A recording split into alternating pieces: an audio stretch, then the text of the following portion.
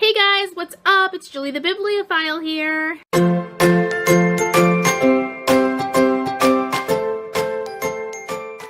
So, in case you haven't noticed, I really like to binge watch TV shows. And there is one that I have been binge watching for the past month. I'm like halfway through the show at this point.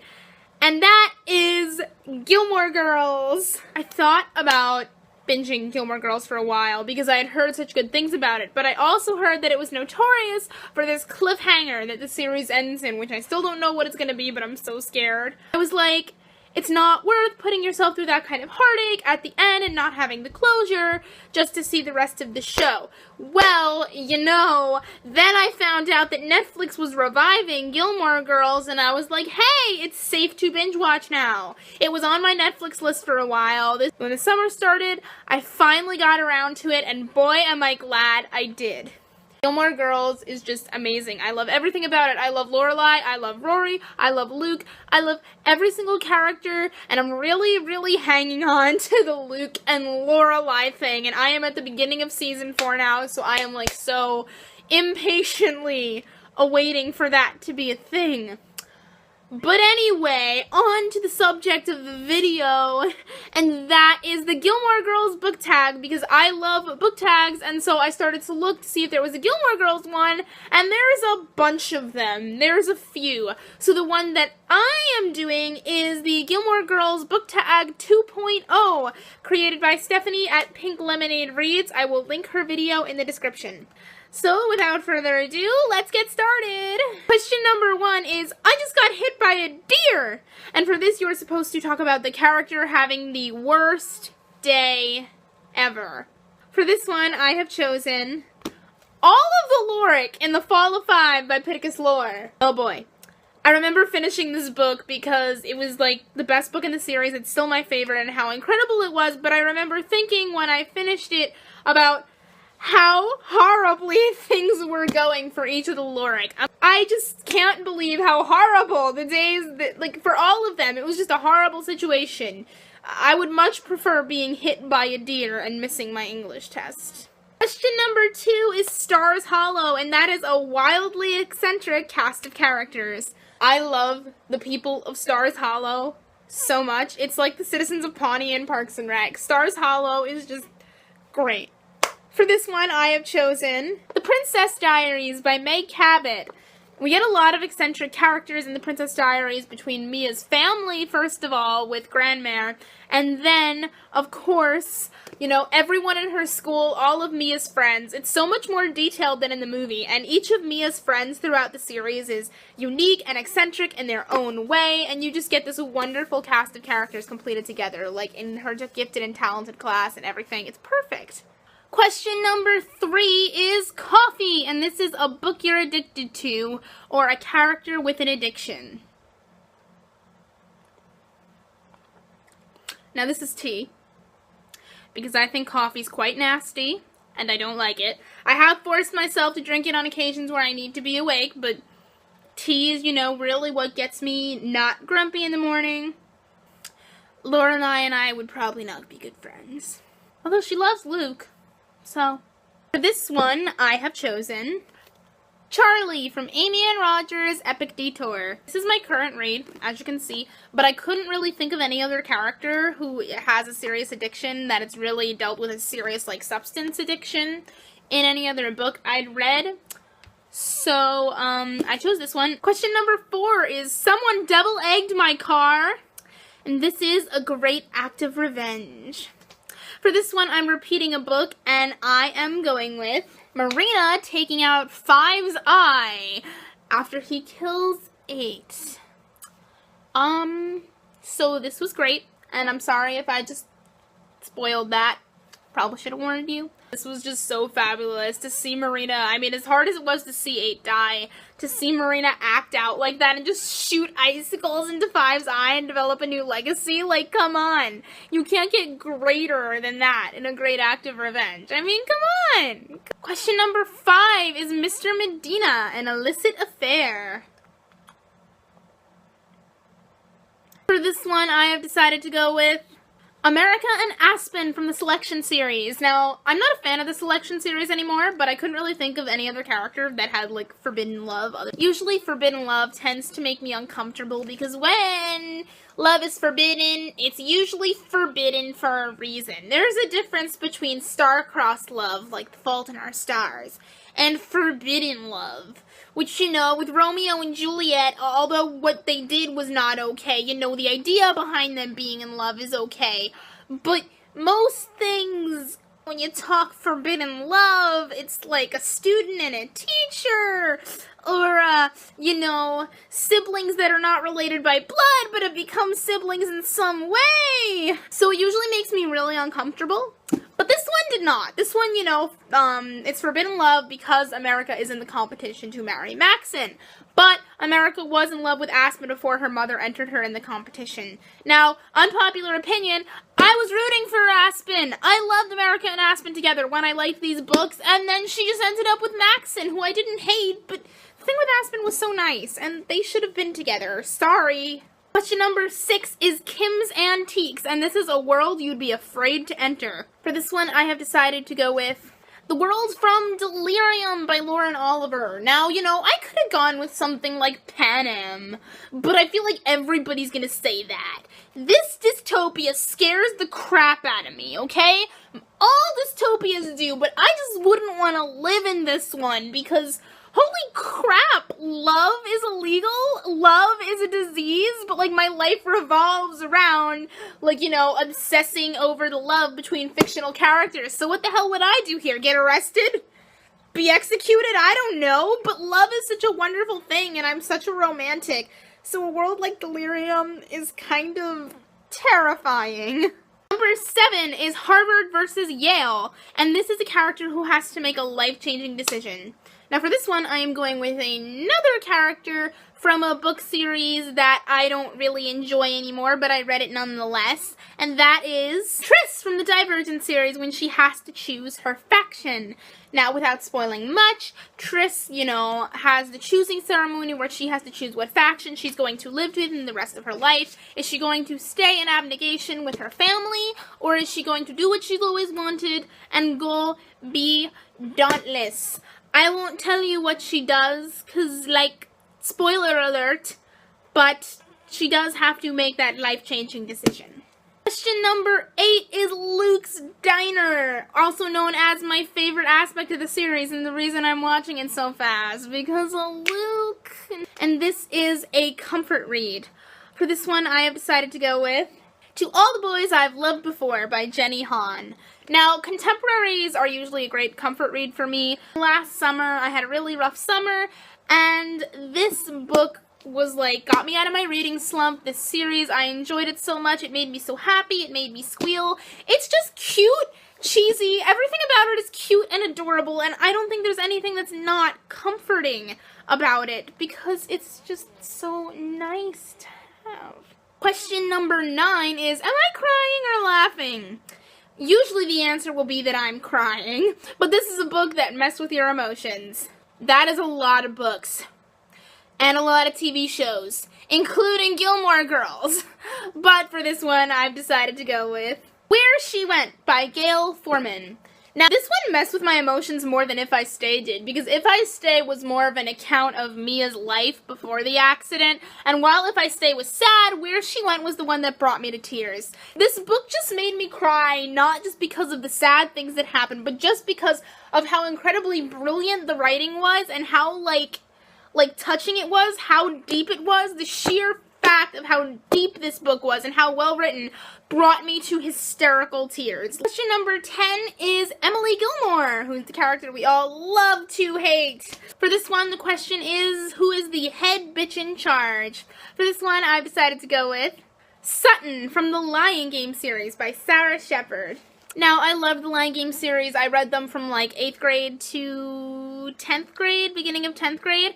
And, you know, they're basically about this dead girl named Sutton, and how she was kind of like the head bitch in charge, a bitch in her life, and then she dies and no one knows about it, and her twin sister Emma who she's never met, has to pretend to be her, and she's narrating the whole thing, watching from the afterlife.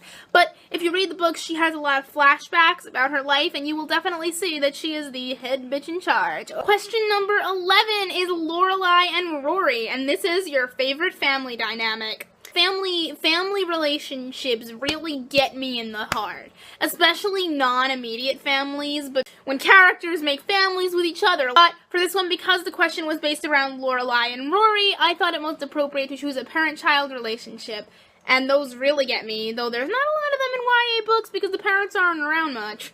But for this one, I went with Lizzie and Mr. Darcy from Pride and Prejudice by Jane Austen. I love the relationship between Lizzie and her father, where whenever Lizzie's, mother is being crazy, she can kind of just go talk to her dad, and her dad is a little bit more understanding, a little bit more normal, and they kind of have this really cute relationship, and she feels like she can talk to him more than she can talk to her mother. It kind of reminds me of some moments between Lorelai and Richard. While she states multiple times that they don't have a good relationship, and they really don't most of the time, there have been times when she can, escape from Emily's craziness and actually go talk to her dad. And I really like that. So, it's kind of similar. Question number 12 is, I pushed him in the lake. I love this moment so much. But this is a book you'd throw into a lake.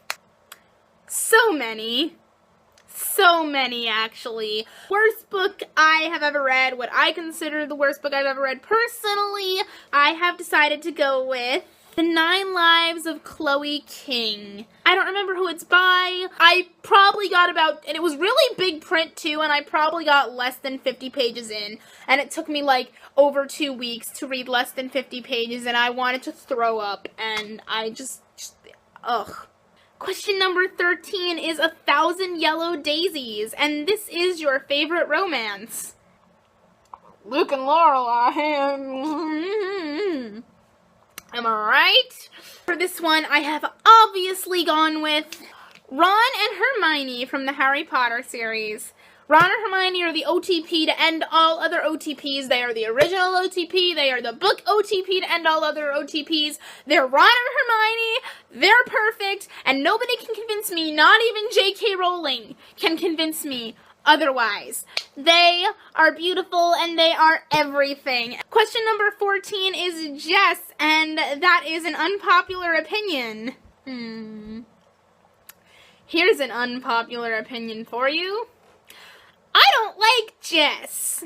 I don't like Jess, and I really don't like his relationship with Rory. This one, I have decided to go with.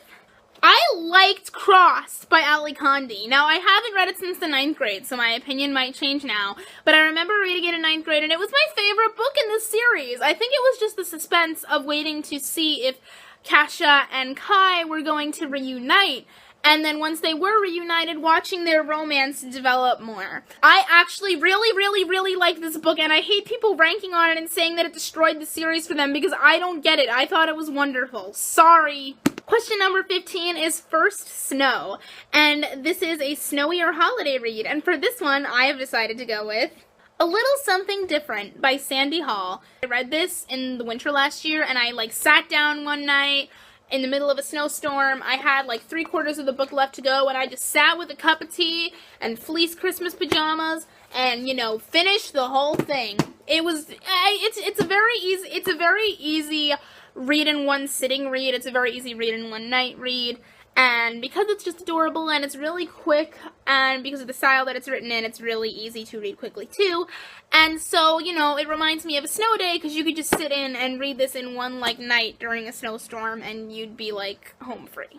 Question number 16 is Hep Alien, and this is a book centered around music. For this one, I've decided to go with The Sound of Us by Julie Hammerley. I actually haven't read this yet. I bought it when I bought Amy and Roger's Epic Detour. But basically, this is about a girl who goes to music camp. And, she meets a guy there.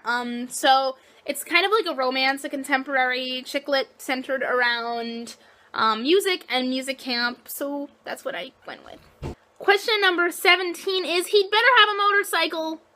And this one is Your Book Crush. Well, let me say, I got many of those, but I've decided to go with Leo Valdez from the Heroes of Olympus series. Leo is my #1 book crush, my one and only, my soulmate. He's adorable. I love him, and I just want to wrap him in my arms and squeeze him, and he's just adorable.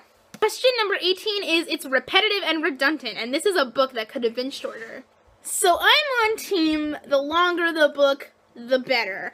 But I am not on team the longer the series, the better. Usually I am. Most authors, you know, like Rick Riordan, Ridley Pearson, can write like 10 series with the same characters and it'll still be phenomenal. If you do it right, you can make it work for as long as you want to. You can make it work forever, and I'll want you to make it work forever. But there are some series that cannot do that, so for this one I'm going with a series that could have been shorter, and that is Witch and Wizard series by James Patterson. I held up this particular book because this was the one that kind of ruined it. There was the first 3 books in the original series, which was Witch and Wizard, The Gift, and The Fire. And the fire ended the book. It was all wrapped in a nice little bow, perfect conclusion, everything was fine. You didn't need another book. Then, like, years later, he announced he was coming out with a 4th book, The Kiss. And The Kiss actually did a really good job of picking up the story again and giving a reason for why the adventure would continue.